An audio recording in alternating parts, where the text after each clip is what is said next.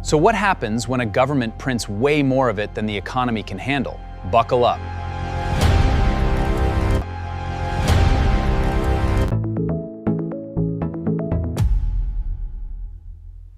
In 2008, Zimbabwe printed a $100 trillion bill.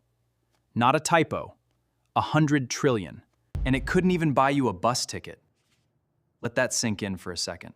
Money isn't actually valuable, you know. It's paper, or these days, just numbers on a screen. It only works because we all agree to believe in it. Like a group chat where everyone still pretends the joke's funny. So what happens when a government prints way more of it than the economy can handle? Buckle up.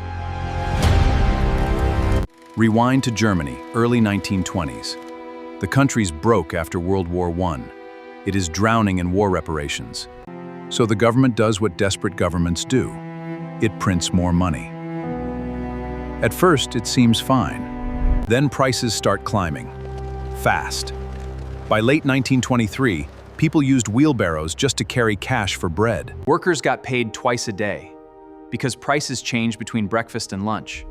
Your paycheck evaporating mid-walk home. Fast forward to Zimbabwe, the 2000s. Same playbook, different decade. Print money to cover debts. Inflation didn't just rise, it went vertical. Prices were doubling every single day.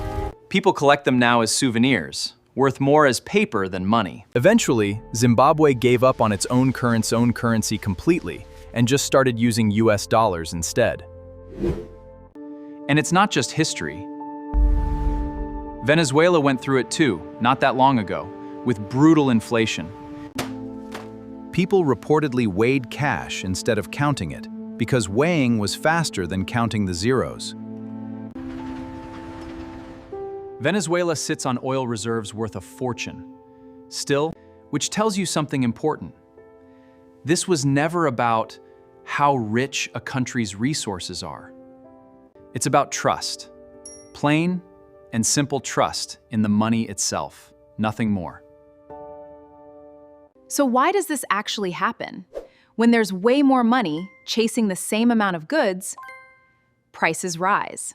It's supply and demand. Except the thing being oversupplied here is cash itself. Once people notice their money is losing value fast, they rush to spend it before it's worth even less tomorrow. That rush pushes prices up even faster. It becomes a spiral. The scary part isn't the printing, it's the panic that follows. Central banks print money carefully all the time. That's not the problem. The problem is desperation over discipline. Money only works as long as people believe in it. And belief is hard to print. Subscribe for more.